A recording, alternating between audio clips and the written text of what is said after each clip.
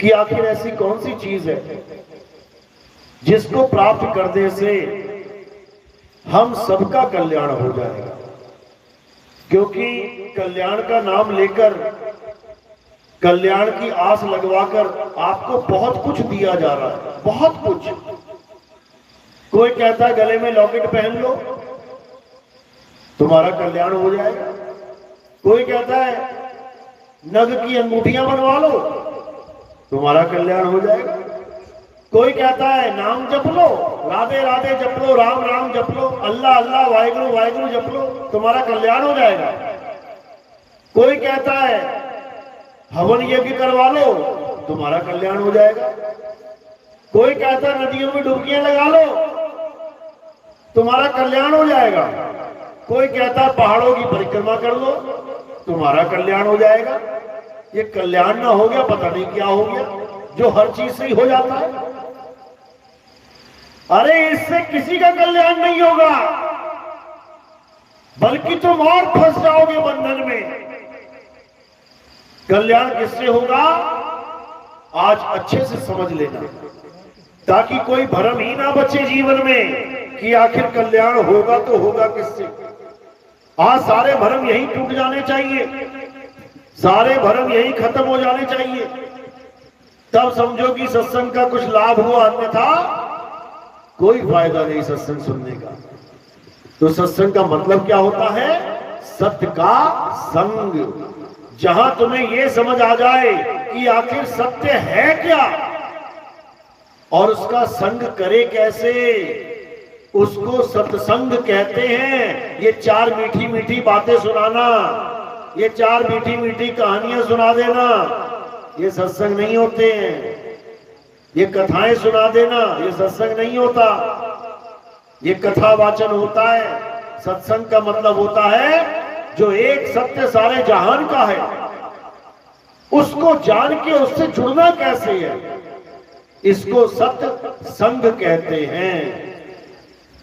इसलिए वाणी में बोला गया, बिन सत्संग विवेक न होई, राम कृपा बिन सुलभ न सुन। यानी जब तक तुम्हें कोई सत्य बताने वाला नहीं मिल गया, तब तक तुम्हारा विवेक जागेगा ही नहीं। तुम झूठ के साथ ही संग करते रह जाओगे, तुम इन मंत्रों जंत्रों में उलझे रह जाओगे, तुम इन नदियों नालियों में उलझे रह जाओगे, तुम इन पत्थरों पहाड़ों में उलझे रह जाओगे, तुम इस नाशवान जगत में उलझे रह जाओगे। तो करना क्या है? अब सत्य को जानना है। सत्य क्या है? और इस पूरे ब्रह्मांड का एक ही सत्य है, उसी को सत्य करतार कहते हैं, उसी को सत्य श्री अकाल कहते हैं, उसी को सत्य साहिब कहते हैं, उसी को सत्य नाम कहते हैं। वो सबका एक ही है, अलग अलग नहीं है। लेकिन उस सतनाम को कोई जान नहीं पा रहा है, क्योंकि कोई बताने वाला नहीं मिल रहा है। जपवाने वाले हजारों मिल रहे हैं, सतनाम सतनाम सतनाम जपवाने वाले गली गली में बैठे हैं, कहीं भी नाम ले लो। लेकिन सतनाम है क्या, ये बताने वाला कोई नहीं मिल रहा। और जब तक इस सतनाम का भेद तुम्हें समझ में नहीं आ गया, तब तक तुम सारी उम्र सतनाम सतनाम जपते रहो, तब भी तुम पार नहीं हो सकते। क्योंकि सतनाम कोई जाप है ही नहीं, सतनाम एक भेद है। इसीलिए कबीर साहब समझा रहे हैं, सतगुरु सोई सतनाम बतावे, और बाकी गुरु कोई काम ना आवे। सतगुरु वो है जो सतनाम बता दे कि सतनाम होता क्या है, जपवा दे नहीं। सतनाम दो शब्दों से मिला है, बना है, एक सत्य और एक नाम। सत्य का मतलब सच्चा, नाम का मतलब नाम, यानी सच्चा नाम। ये हमें जानना है कि सच्चा नाम कौन सा है। लेकिन ऐसे गुरु मिल गए जिन्होंने क्या जपवा दिया, जपो बेटा सच्चा नाम सच्चा नाम सच्चा नाम सच्चा नाम। सारी उम्र जप रहे हैं सच्चा नाम सच्चा नाम। अरे सच्चा नाम नहीं जपना है, सच्चा नाम है क्या ये जानना है। तो कबीर सागर में इस सतनाम का जिक्र है। 1 नंबर पेज, यानी ग्रंथ खोलते ही सबसे पहली लाइन क्या लिखी गई है? सत्य नाम है सार, बूझो संत विवेक करी, उतरो भवजल पार, सतगुरु का उपदेश यही। यानी कबीर साहब समझा रहे हैं कि सत्य नाम है सार। सार का मतलब होता है जिसका कभी खंड नहीं होता, खंडन नहीं होता। सार और उसका उल्टा असार। असार वो है जो खंडित हो जाए, और सार उसे कहते हैं जो कभी खंडित नहीं होता। तो कहते हैं सतगुरु ऐसा चाहिए और जैसा सूप सुहाए, सार सार तो गही रहे और थोथा दे उड़ाए। थोथा यानी असार, यानी हमें ऐसा सतगुरु चाहिए जो सार सार तो गही रहे, जो सार को ग्रहण करके अपने शिष्यों को भी पकड़ाए और असार रूपी थोथे को उड़ा दे। तो सार क्या है? सत्य नाम है सार। यानी ऐसा गुरु मिल जाए जो हमें सतनाम का भेद बता दे और उसके अलावा सब कुछ असार है उसे छुड़वा दे। यही मदन साहिब समझा रहे हैं। सोई गुरु पूरा कहावे, जो 2 अक्षर का भेद बतावे, एक छुड़ावे एक लखावे, तब प्राणी निज घर को जावे। कहते हैं ऐसा गुरु चाहिए हमें। ये 5 नाम 7 नाम 10 नाम देने वाला नहीं, ये जाप अजपा अनहद नाल देने वाला नहीं। हमें ऐसा गुरु चाहिए जो 2 अक्षर का भेद बताए। कौन कौन से 2 अक्षर? एक अक्षर जो जीभ से बोले जाते हैं, मुख से बोले जाते हैं, और दूसरा अक्षर जो मुंह से नहीं बोला जाता, जो इंसान पैदा नहीं कर सकता, जो सदा सदा से है, जिसे आदि अक्षर बोला जाता है। तो कहते हैं दोनों प्रकार के अक्षरों का भेद समझाने वाला वही सतगुरु होता है। तो कह रहे हैं सोई गुरु पूरा कहावे, जो 2 अक्षर का भेद बतावे, एक छुड़ावे। यानी जो नकली नाम है, जो मुख से बोले जाने वाले, इस जीभ से बोले जाने वाले नाम हैं, वो सब छुड़वा दे। एक छुड़ाए और एक लखाए। जो आदि नाम है, जो नी अक्षर नाम है, जो अबोल नाम है, जो अनाम है, जो सतनाम है, उसका लखाव करा दे। तब समझो कि अब तुम्हारी मुक्ति होगी। तब प्राणी निज घर को जाए। अभी कहां बैठा है? अभी काल की नगरी में बैठा है। पल का भरोसा नहीं है कब क्या हो जाए। बच्चा सुबह स्कूल गया है, कोई गारंटी नहीं है शाम को जिंदा ही पहुंचे। पूछो उन माओं से जिन्होंने भेजा था स्कूल बच्चे को तैयार करके, और रास्ते में ही गाड़ी का एक्सीडेंट हो गया और सारे बच्चे मारे गए। पूछो जरा उन लोग से। किसी भी भगवान की पूजा करो, किसी की भी पूजा करो, बच्चे मरेंगे, कोई बचने वाला नहीं है। माँ बाप मरेंगे, कोई बचने वाला नहीं है। भाई बहन यार दोस्त मरेंगे, कोई बचने वाला नहीं है, क्योंकि सबको मौत की सजा हो चुकी है। ये तो वो समय बिता रहे हैं जो फांसी से पहले बचा हुआ है। किसी को 1 महीने बाद फांसी लगेगी तो वो 1 महीना बिता रहा है केवल। फांसी तो हो चुकी है, मरना निश्चित हो चुका है। अब जो इस 1 महीने को बिताने के लिए टाइम पास कर रहा है वो महामूर्ख है। क्या करना है उस समय का? उस समय का हमें सदुपयोग करना है। क्या करना पड़ेगा? हमें इस नगरी से भागने का इंतजाम करना है, हमें जेल को तोड़ना है। इस 3 लोक की जेल में हम फंसे हुए हैं, हमें इससे पहले कि फांसी हो जाए इस जेल को तोड़ के अपने घर भाग जाना है, नहीं तो मारे जाएंगे। और यहां मारे गए तो फिर जन्म भी यही होगा, और जैसे जन्म होगा वैसे ही फिर से मौत की तारीख निश्चित हो जाएगी। सबकी हो चुकी है। अरे यहां देवी देवता नहीं बचे बड़े बड़े, यहां अवतार तक नहीं बचे बड़े बड़े। आने और जाने का समय निर्धारित था। कोई पानी में डूब के गया, कोई पैर में तीर खा के गया। जाना सबको पड़ेगा। तो क्या करना है? इससे पहले कि मौत आए हमें उस भेद को जान लेना है, जिस भेद को प्राप्त करके हमें मुक्ति मिल सकती है। जीते जी मौत के आने से पहले मौत पे विजय प्राप्त कर लेनी है, तब कल्याण होगा। और अगर तुमसे पहले मौत आ गई, तुम्हारी तैयारी से पहले मौत आ गई, तो बेटा मारे गए।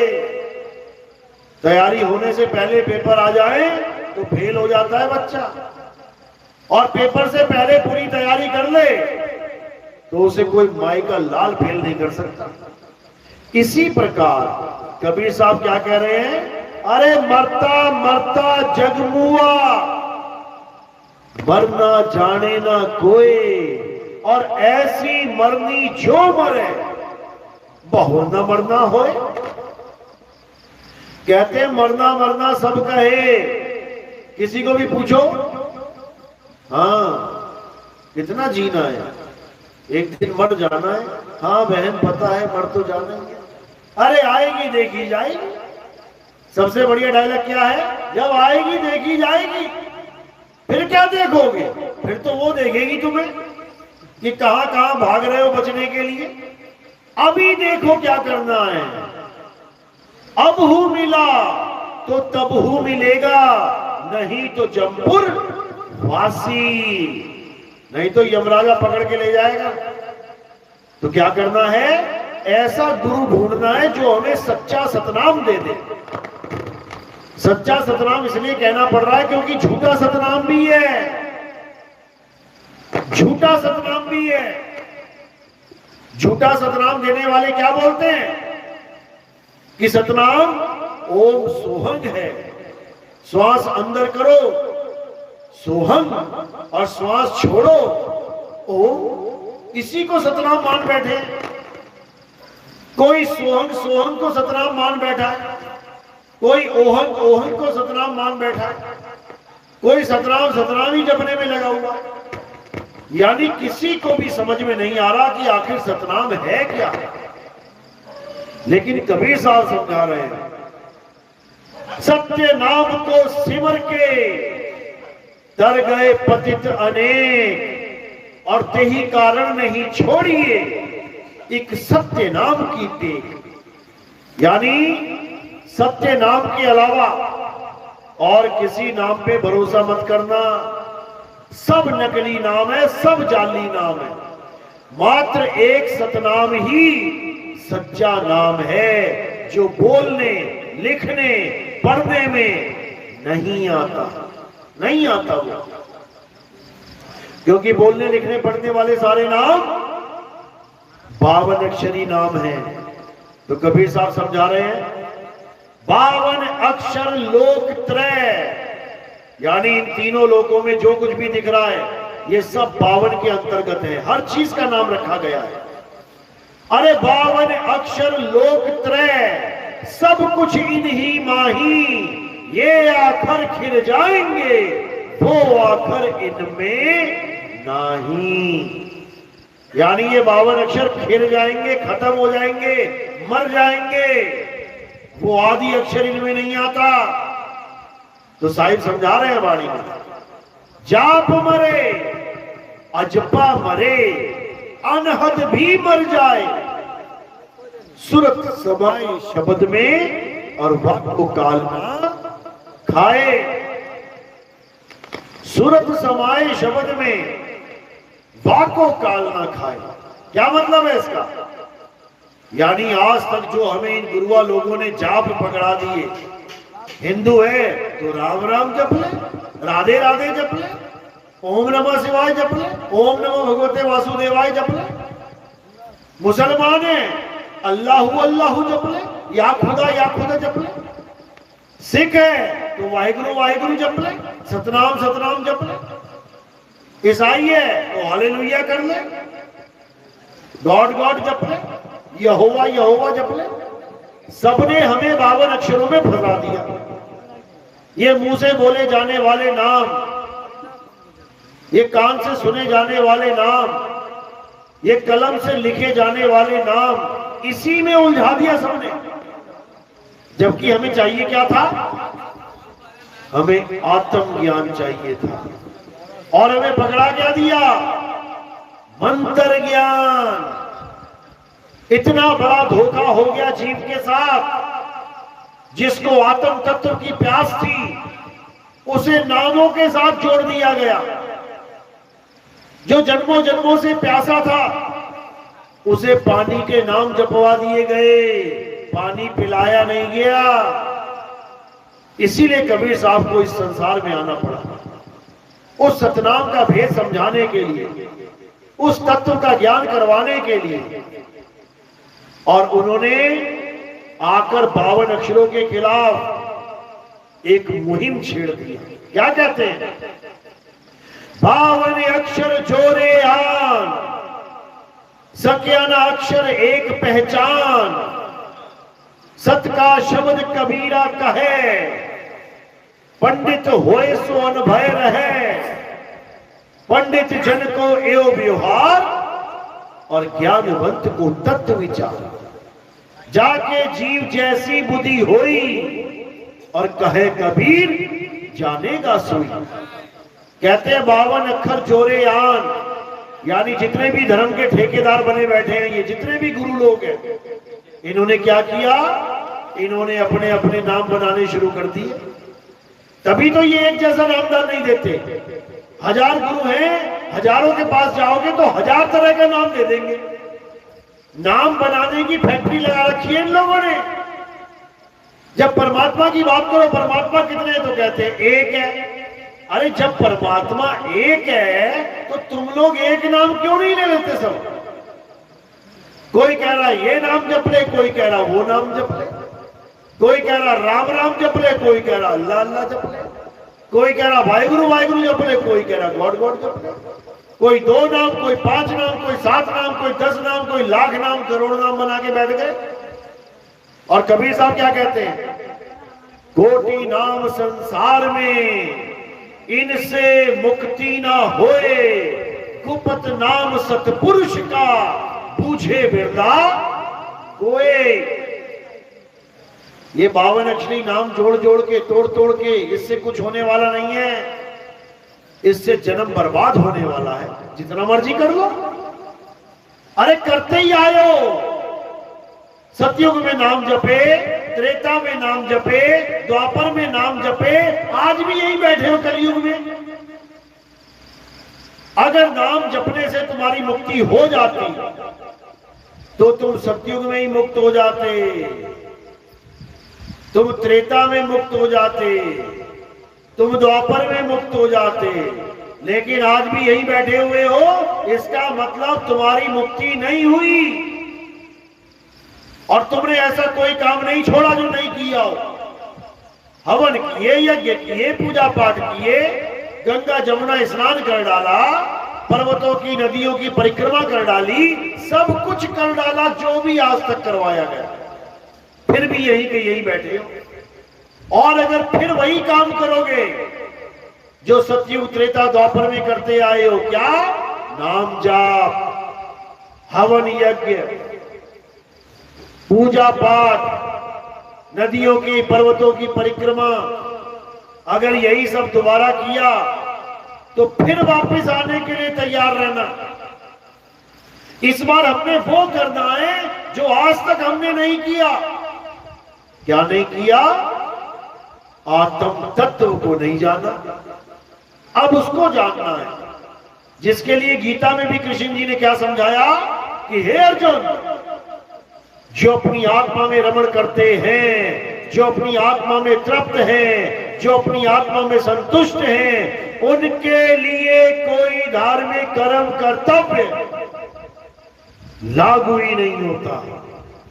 यानी उन्हें कोई पूजा पाठ करने की जरूरत नहीं, उन्हें कोई हवन यज्ञ करने की जरूरत नहीं, उन्हें कोई भी परिक्रमा करने की जरूरत नहीं, उन्हें कोई नाम जपने की जरूरत नहीं, कोई राम राम नहीं, कोई राधे राधे नहीं, कोई ओम नमः शिवाय नहीं, कोई अल्लाह अल्लाह नहीं, कोई वाहिगुरु वाहिगुरु नहीं, कोई कबीर कबीर नहीं, कोई सतनाम सतनाम नहीं, कोई नाम नहीं जपना। क्या करना है? अपनी आत्मा में रमण करना है, रम जाना है। जिसको कबीर साहब ने भी समझाया, जाप मरे अजपा मरे अनहद भी मर जाए, सुरत समाए शब्द में वाको काल ना खाए। अगर ये सुरत शब्द में समा जाए तो इसको काल नहीं खा सकता। लेकिन लोगों को पता ही नहीं है काल है क्या। वो काल को तो बिल्कुल बच्चा समझ के बैठे हैं कि काल नाम की कोई चीज नहीं है। अरे ये तीनों लोग उसके मुंह में हैं, ये तीन लोग अपने मुंह में रख के घूमता है वो। जिसको कबीर साहब ने समझाया, अरे तीन लोग एक जेल है, पाप पुण्य दो जाल, सारा जग भोजन बना और खाने वाला काल। ये ऐसा खतरनाक है, किसी को नहीं छोड़ता, ये किसी को नहीं छोड़ता। क्या हिंदू, क्या मुस्लिम, क्या सिख, क्या ईसाई, क्या जैन, क्या बौद्धिस्ट, भगवान को मानने वाला, भगवान को नहीं मानने वाला, ये किसी को भी नहीं छोड़ता। ऐसा खतरनाक है ये काल। लेकिन तुम्हें आवाज भी नहीं होने देता कि बेटा तुम्हारी मौत आने वाली है। कैसे? तुम्हें खेल खिलौनों में लगा देता है, तुम्हें झूठे सुख में लगा देता है। मेरे लड़के की शादी हो गई, वाह कितनी सुंदर दुल्हन आई है। मौत तेरे सिर पे खड़ी है और तुझे दूल्हे दुल्हन की पड़ी है। मेरे बेटे को नौकरी मिल गई, इसी में आनंद मना रहा है। मौत खड़ी है दोनों की, कभी भी ले जाएगा उठा के। मेरा धंधा बढ़िया चल पड़ा, बिजनेस अच्छा चल पड़ा, पैसा ही पैसा हो गया, यही रह जाएगा पड़ा हुआ और तुझे ले जाएगा कान पकड़ के। ये झूठे सुख की आस में ये राम को भूल गए हैं हम सब, भगवान को भूल गए हैं हम सब, और झूठे सुख को असली सुख मान के बैठ गए। तो कबीर साहब समझा रहे हैं, झूठे सुख को सुख कहे, मान रहा मनमोद, ये जगत चबैना काल का, कुछ मुंह में कुछ गोद। अभी तुम्हें और कुछ मुख में कुछ गोद। जो आईसीयू में भर्ती हुए पड़े हैं, जिनका एक्सीडेंट हो गया, चिथड़े उड़े पड़े हैं, जो बेचारे मौत से लड़ रहे हैं, वो मुख में हैं, वो काल भगवान के मुंह में समा चुके हैं। और हम लोग जो मजे कर रहे हैं, ये गोदी में हैं, एक दूसरे से बातें कर रहे हैं कि हम थोड़ी नहीं मरेंगे, वो मरा, वो गया ऊपर की तरफ उड़ता हुआ। अगर काल दिखाई ना दे और चने को जब खा रहे हैं तो चना ही चना दिखाई देगा उड़ता हुआ। ऐसे उड़ते हुए लोग दिखाई दिए जो सीधे काल के मुंह में जा रहे थे। किसने देखा? किसने देखा? अर्जुन ने देखा, क्या देखा? अध्याय 11 गीता का पढ़ो, श्लोक पढ़ो, 23, 24, 25, 26, 27, 28, 29, 30, 31, 32, ये पढ़ो जरा। इसमें काल की व्याख्या की गई है। ये जगत चबैना काल का, ये सब लोगों को जो काल खा रहा है, कैसे खा रहा है, गीता में लिखा है। अर्जुन क्या कहता है कि जहां तक नजर घुमा रहा हूं, जहां भी देख रहा हूं, मुझे आपके ही शीश दिखाई दे रहे हैं, बड़े बड़े दांत दिखाई दे रहे हैं, बड़ी बड़ी आंखें दिखाई दे रही हैं। डर के मारे मेरी हालत खराब हो गई है। मैं चारों दिशाओं से लोगों को उड़ता हुआ देख रहा हूं। ये सारे संसार के लोग उड़ते हुए आपके अग्नि के प्रज्वलित मुखों में, यानी आग लगी हुई है मुंह में, और उसमें लोग उड़ते हुए जा रहे हैं।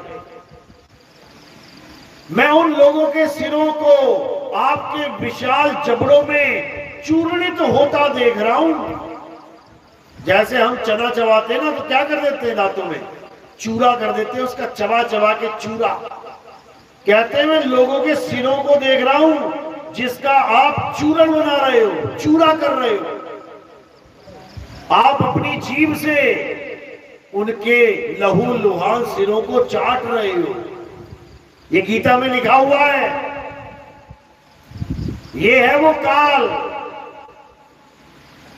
जिससे है सारा जग बेहाल, और लिख भी रहे हैं, अकाल मृत्यु वो बने जो काम करे चंडाल का, काल उसका क्या बिगाड़े भगत है महाकाल का। अच्छा जी,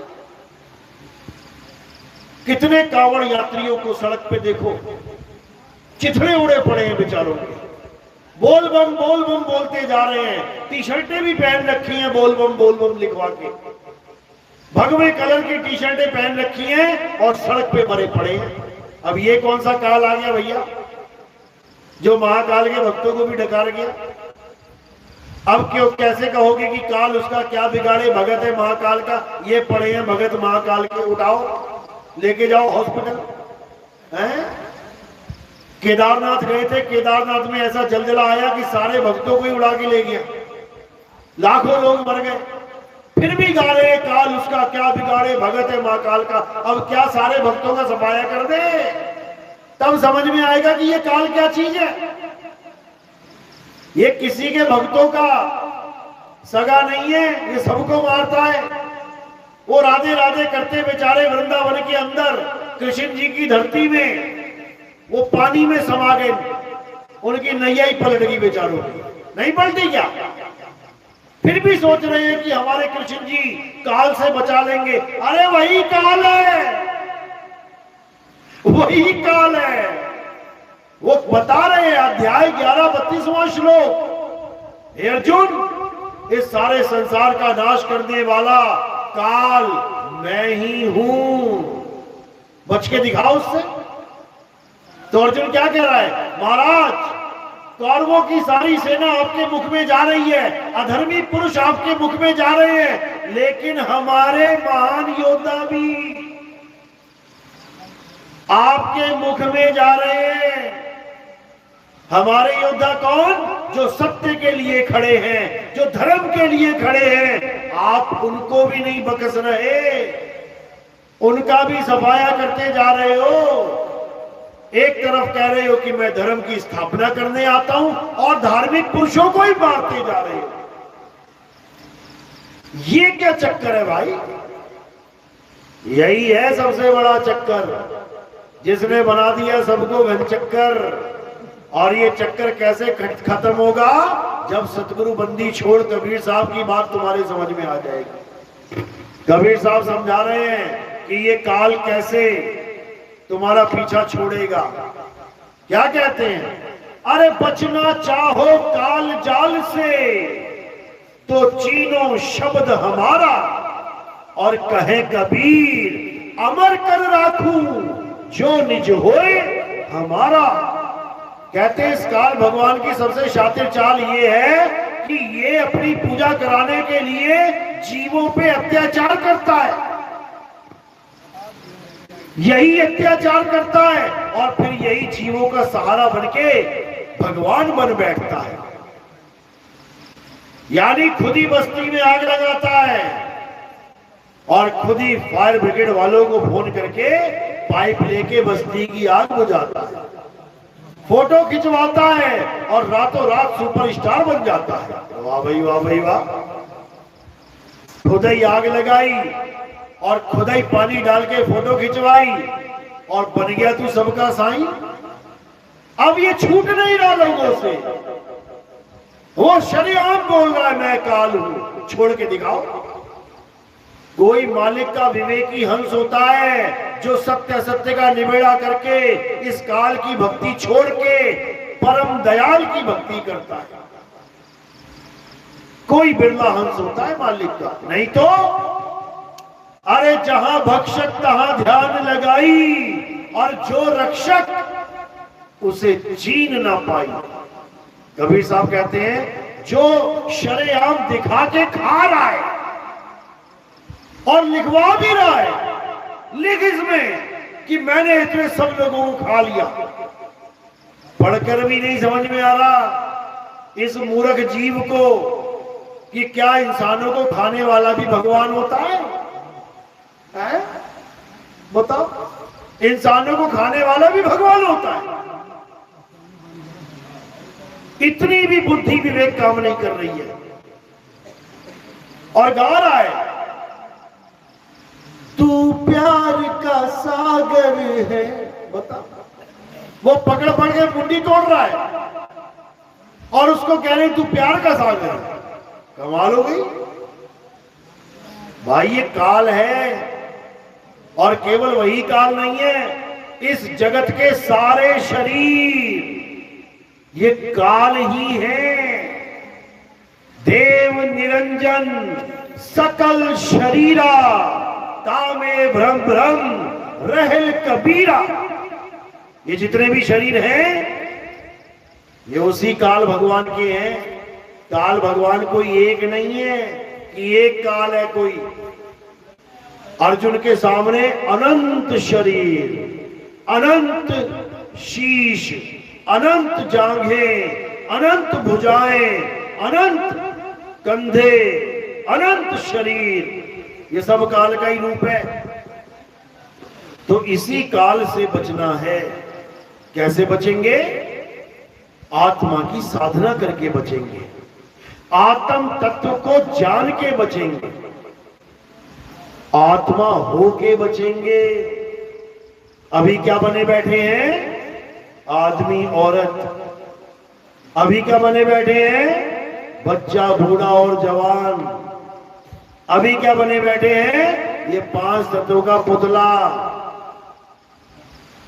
अगर यही बने रहे तो पक्का मरेंगे, क्योंकि आदमी और औरत दोनों ने मर जाना है।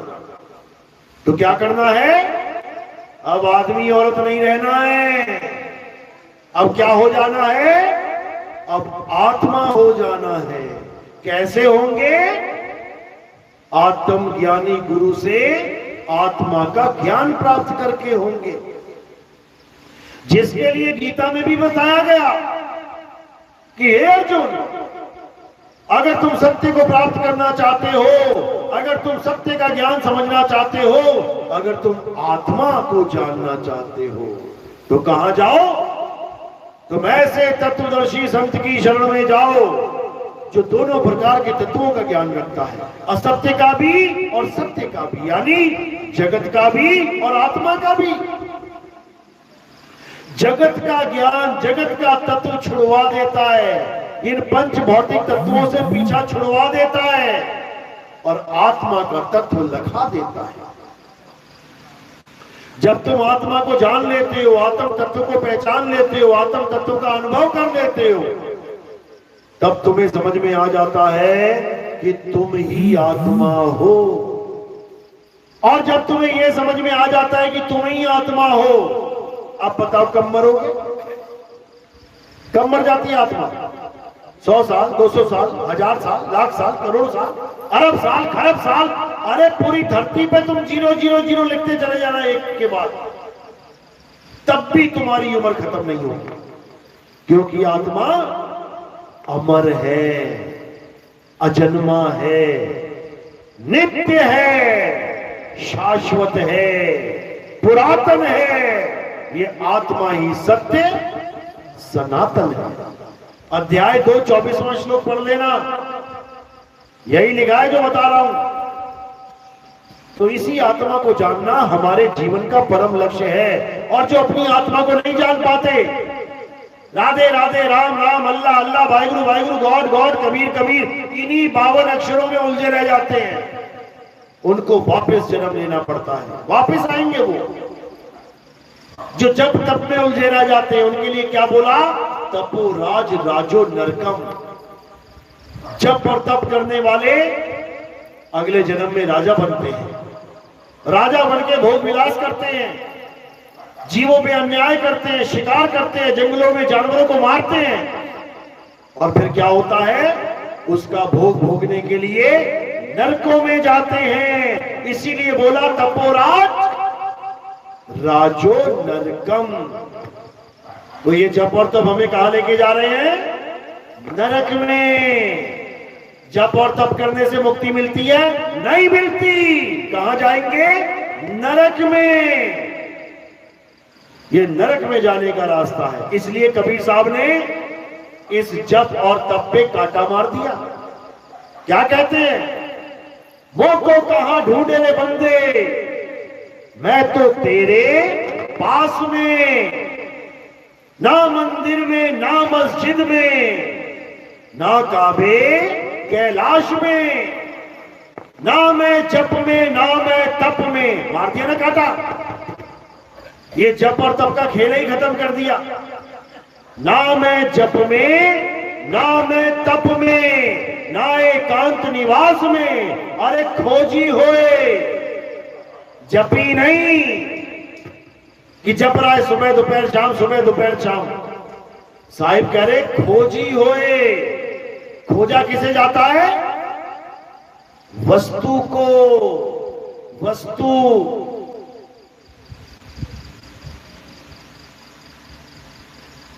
तो कह रहे हैं खोजी होए, तुरंत मिल जाऊं एक पल की तलाश में। बिल्कुल क्लियर कर दिया है कि लाइन में कि जपना तो है ही नहीं। ये ज्योत निरंजन ओंकार निरंकार सोहम सतनाम नहीं जपना है। सतपुरुष अकाल मूर्त शब्द स्वरूपी नाम नहीं जपना है। ओम सोहम नहीं जपना है। धन निरंकार मैं तेरी शरण में दो बख्श ले नहीं जपना है। कोई भी नाम नहीं जपना है। ओम कलियम हरियम शरियम सोम सत्यम नहीं जपना है। कोई मंत्र नहीं जपना है। क्या करना है? खोजी होए, तुरंत मिल जाऊं। खोजी यानी जो खोजता है, ढूंढता है। कहते तुरंत मिल जाऊं। अब तुरंत क्यों बोला? क्योंकि वस्तु तेरे पास में है। जो वस्तु मेरे पास है और मैं उसको खोजने लग जाऊं तो यही मिल जाएगी अभी के अभी। और जो वस्तु दिल्ली में है तो अभी कैसे मिलेगी? इसका मतलब परमात्मा कहीं दूर नहीं है। परमात्मा कहां है? परमात्मा तेरे घट में विराजमान है। घट का मतलब काया मत समझ लेना कि परमात्मा तुम्हारी काया में विराजमान है। काया तो एक जेल है। ये 5 तत्व 25 प्रकृति 3 गुणों की जेल है। और इस जेल में परमात्मा नहीं रहता। जेल में कौन रहता है? जीव। जीव आत्मा रहती है जेल में, परमात्मा नहीं रहता जेल में। सूर्य की किरण पड़ती है घड़े में, सूर्य नहीं आ जाता घड़े में। समझो? तो कह रहे हैं वही सूर्य की किरण घड़े में आके ऐसा फंस गई कि अपने आप को घड़ा मानने लग गई। ये मिट्टी के घड़े को अपना स्वरूप मानने लग गई, इसीलिए वापस नहीं जा पा रही है सूरज तक। वो घड़ा कहां है? ये है मिट्टी के घड़े। इन घड़ों में आई है वो किरण, और वो किरण अपने आप को ये घड़ा मान के बैठ गई। मैं गोरा, मैं काला, मैं मोटा, मैं पतला, मैं लंबा, मैं छोटा, ये घड़े के साइज हैं, किरण नहीं है। ये किरण तो ये है जो चेतन सत्ता है, जो चेतना है। देखो आंखें टिमटिमा रही हैं, इसका मतलब चेतना है। ये देखो हाथ हिल रहा है, इसका मतलब चेतना है। ये चेतना की वजह से काया चल रही है। ये सारे कार्य इसी चेतना की वजह से चल रहे हैं। और जब तुम बेहोश हो जाते हो, ये पड़ा हुआ शरीर, तो क्या कहते हैं लोग? ये अचेत हो गया। अचेत, अचेत मतलब बेहोश हो गया। अब इसे होश नहीं है तो चेतना इसी में, लेकिन होश में नहीं है। उसको पता ही नहीं क्या करना है। तो जैसे ही अचेत से फिर चेतेगी, फिर चालू हो जाएगी। तो ये चेतना कहां से आई है? इसको वहीं पहुंचाना है वापस, घड़ा यहीं छोड़ देना है, इतना सा काम है। तो कहते आए हो तुम जहां से, आए हो तुम कहां से, जाना तुम्हें कहां है, इतना बस विचार लो, हो गया भजन। और मन की तरंग मार लो, हो गया भजन। आदत बुरी सुधार लो, हो गया भजन। क्या राम राम राम, अल्लाह अल्लाह, वाहिगुरु वाहिगुरु कर रहा है? जन्मों के जन्म बीत गए, क्या कानों में उंगलियां डाल के अनहद नाद सुन रहा है? जन्मों के जन्म बीत गए, आज तक मुक्ति नहीं हुई, अब भी नहीं होगी।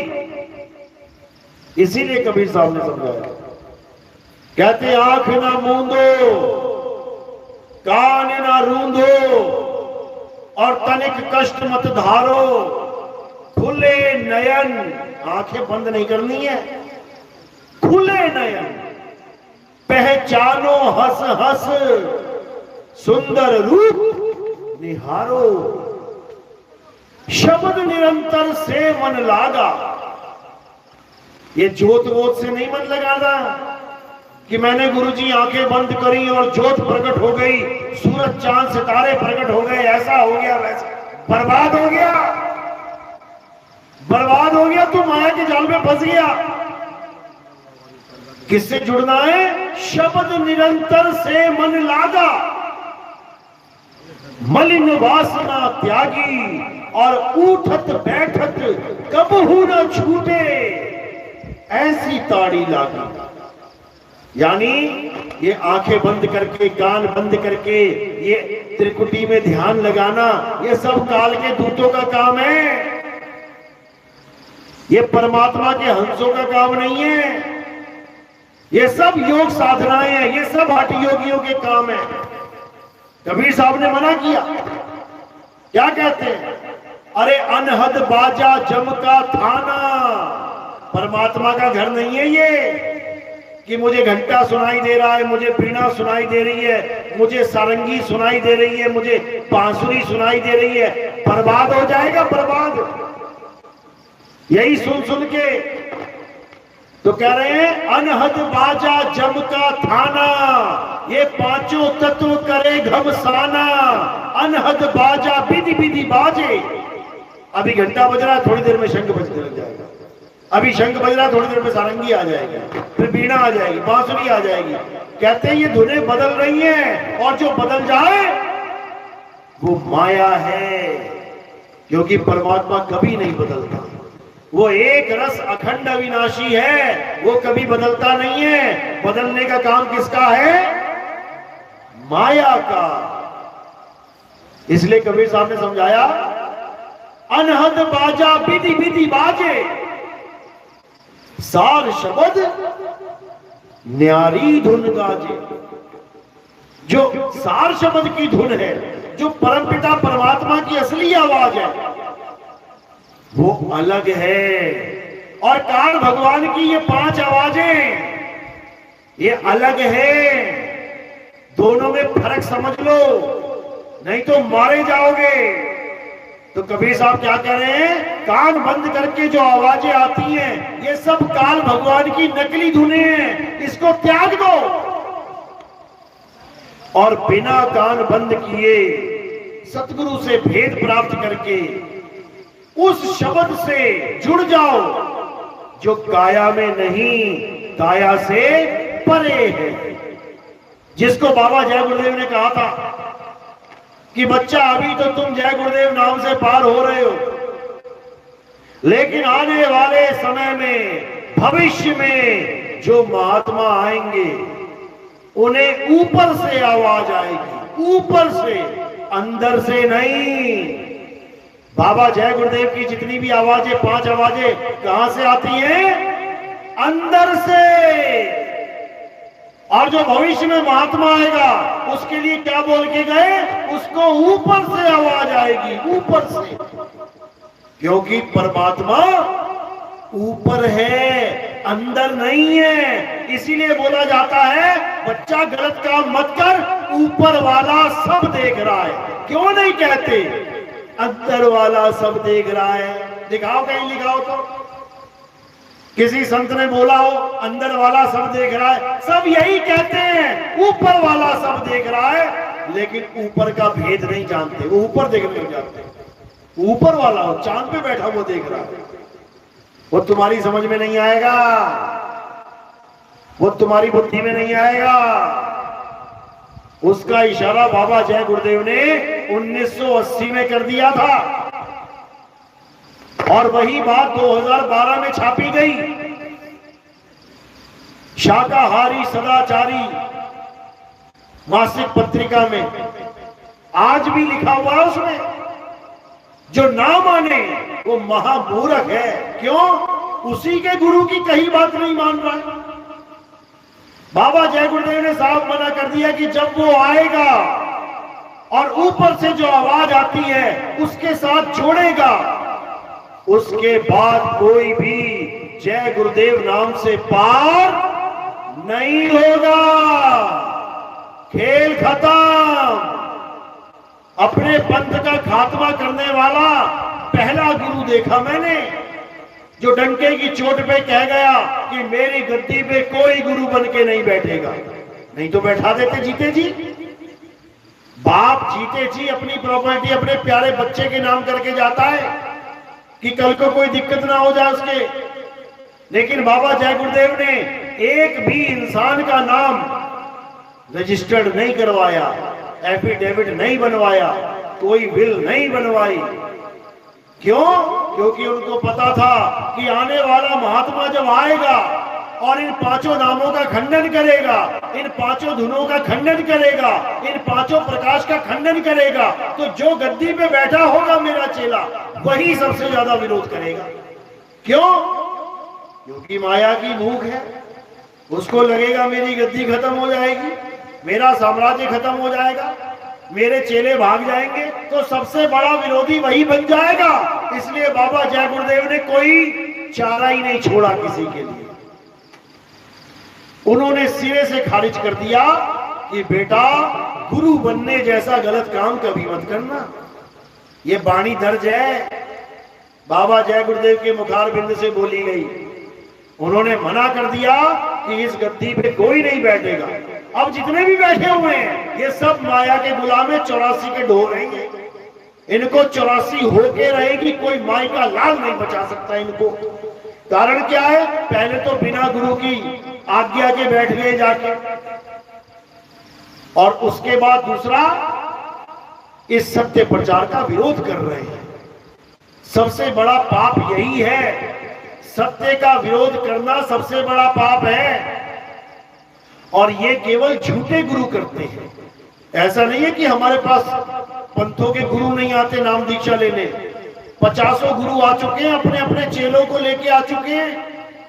हजारों चेले जिनके बने बैठे हैं वो भी आके दीक्षा लेके अपने चेलों को दीक्षा दिलवाई है उन्होंने। पाकिस्तान में भी एक गुरु बैठा हुआ है जिसने के सारे चेले सामने खड़े कर दिए और सबको ऑनलाइन दीक्षा दिलवा दी। तो ऐसे गुरुओं को भी सलाम किया कबीर साहब ने। लेकिन जो सत्य का विरोध करते हैं ऐसे गुरुओं को लताड़ा भी है कबीर साहब ने। क्या बोला उनके लिए? उनको सिरे से झूठा गुरु साबित कर दिया कि ये झूठे गुरु हैं। उनके लिए क्या बोला गया? अरे झूठा गुरु अजगर बना, 1,84 जाए और सारी संगत चींटी बनी, तोड़ तोड़ के खाए। यानी जो भी सत्य का विरोध करता है वो झूठा ही है, क्योंकि झूठा आदमी सत्य का विरोध करता है। सच्चा आदमी कभी सत्य का विरोध नहीं करेगा। आज हमारे साथ हजारों लाखों लोग जुड़े हुए हैं। जब मैं प्रचार करने के लिए निकला तो मैं अकेला था, मेरे आश्रम वालों ने भी मेरा साथ नहीं दिया। 2010 से मैं अकेला लगा हुआ हूं और हमारे साथ जुड़ने वाले कौन लोग हैं? जो सच में सत्य को जानना चाहते थे, जो सत्य के पुजारी थे, जो सत्य के खोजी थे, जो सत्य को पाने के लिए अन्य गुरुओं के पास बैठे थे। जब उनको समझ में आ गया कि जिस गुरु के पास मैं बैठा हूं वहां सत्य मिलेगा ही नहीं, तब उन्होंने उस गुरु को छोड़ के हमारे साथ नाता जोड़ लिया। हमारा कोई पहले से चेला नहीं था, ये हजारों लाखों चेले अब बने हैं, ये अब सत्य को जानने के बाद। लेकिन चेला समझ रहा है, गुरु नहीं समझ रहा। चेले आ रहे हैं, गुरु विरोध कर रहा है। इसका मतलब माया ने गुरु का खेला कर दिया है, बुद्धि भ्रष्ट कर दिया उसकी। अब लाख बार समझाने पर भी नहीं समझेगा वो। अब वो कैसे समझेगा? जब काल भगवान का डंडा चलेगा ना, वो तब समझेगा। अब नहीं समझता वो। तो ये जो माया का खेल है, जिसको लग रहा है कि मैंने इतनी प्रॉपर्टी बना ली, मैंने गुरु के आश्रम पे कब्जा कर लिया, मैंने ये कर लिया, मैंने वो कर लिया। बेटा, चंद दिन की चांदनी और फिर अंधेरी रात है। कान से पकड़ के ले जाएगा मरोड़ के और ठोकेगा 84 में, तो हाय हाय करता रहेगा, कोई पहचानेगा भी नहीं। जो आज बाबा जी कहला रहा है, कल को मैं करता कसाई के बाड़े में नजर आएगा और बार बार छुरियां चलेंगी, कोई पूछने वाला नहीं होगा। समझ लो। तो इसलिए बाबा जय गुरुदेव ने किसी को भी गुरु पद नहीं दिया। कोई गुलाबी पगड़ियां पहन के घूम रहा है, बताओ। बाबा जय गुरुदेव ने तो गुलाबी पगड़ियां उतरवा ली थी, ये दोबारा सर पे किसने रखवा दी? ये सब मनमुखी खेल चल रहा है, कोई गुरु की मर्यादा में नहीं है। बाबा जय गुरुदेव ने डंके की चोट पे बोला था कि जो अभी प्रचार होगा वो ऐसा भव्य प्रचार होगा कि दुनिया देखेगी। उसका एक नाम, एक भाषा, एक झंडा होगा। कि एक ने भी बाबा जी से नहीं पूछा कि बाबा जी आप तो 5 नाम देते हो और आप कह रहे हो कि एक भाषा, एक नाम, एक झंडा होगा। ये एक नाम वाला क्या चक्कर है? आज भी नहीं समझ में आ रहा किसी को। जप रहे हैं 5 नाम और सोशल मीडिया पे एक नाम, एक झंडा, एक भाषा, जयकारे उसके लगा रहे हैं। अरे तुम्हारा तो एक नाम है ही नहीं, जयकारे किसके लगा रहे हो? कौन सा झंडा लेके घूम रहे हो? वो एक नाम का झंडा है और एक नाम यानी सतनाम का झंडा है। उसी सतनाम का झंडा है जो कबीर साहब ने फहराया था। अब दोबारा से उस झंडे को फहराने का समय आया है और उस झंडे को दोबारा से कौन फहरा रहे हैं? कबीर साहब ही फहरा रहे हैं, बस दिखाई नहीं दे रहे। ये पंखा दिख रहा है ना चलता हुआ, पंखा तो दिख रहा है, करंट नहीं दिखाई दे रहा। चला कौन रहा है? करंट ही चला रहा है। इसी प्रकार ये सतनाम का डंका कौन बजा रहा है? कबीर साहब ही बजा रहे हैं। मदन साहब के साथ जब उनकी वार्तालाप हुई तो उन्होंने मदन साहब को बताया कि मदन, अभी तो मैं तुम्हें नाम दीक्षा दे रहा हूं, अभी तो मैं तुम्हें ज्ञान दे रहा हूं, लेकिन आगे चल के तुम्हारे पंथ में ऐसे ऐसे साधु आ जाएंगे जो तुम्हारे पंथ को भ्रष्ट कर देंगे। ये सब वार्तालाप लिखी हुई है, और सब जीवों के लिए क्या लिखा उसमें, जीवों को आगाह किया गया कि बहुत मदन में पंथ चले हैं, बहुत ज्ञान कथके समझे हैं, ताकि बात ना मानो एका, सार शब्द में राखो टेका। और ये सार शब्द का ज्ञान कब खुलेगा, कब समझाया जाएगा, वो भी बताया कि मदन मैं ही आऊंगा इस सत्य का डंका बजाने के लिए। क्या कहते हैं, चौथी गद्दी होई अवतारा, ताका चरित्र विदित संसारा, मेरी बात साच कर मानो, मदन समझ अपने मन मानो, चौथी गद्दी का विस्तारा, डंका बाजी सब संसारा, हम उनके सिर बैठब आई, और वासे पार कोई नहीं पाई। ये कबीर साहब के वचन मदन साहिब के लिए थे, जो हमारे बड़ैया गद्दी से, जो हमारी प्रथम आचार्य गद्दी है, वहां से प्रकाशपति साहिब ने ये ग्रंथ छपवाया था, जिसका नाम था अभिनंदन। इस ग्रंथ का नाम कबीर वाणी, कबीर ज्ञान, कबीर शब्दावली क्यों नहीं रखा गया? क्योंकि इस ग्रंथ में साक्षात कबीर साहब का अभिनंदन किया गया है कि धन्य हमारे भाग जो आप वापस आए। यही गरीबदास जी को, यही धर्मदास जी को कबीर साहब ने बोला था कि मैं वापस आऊंगा, और कब आऊंगा इसका भी खुलासा किया था। 12 पंथ काल फुरमाना, भूले जीव न जाए ठिकाना, 13वें पंथ हम ही चले आए, सब पंथ मेट के एक पंथ चलाएं। तो बाबा जय गुरुदेव जो एक झंडे की बात कर रहे हैं ना, वो यही है।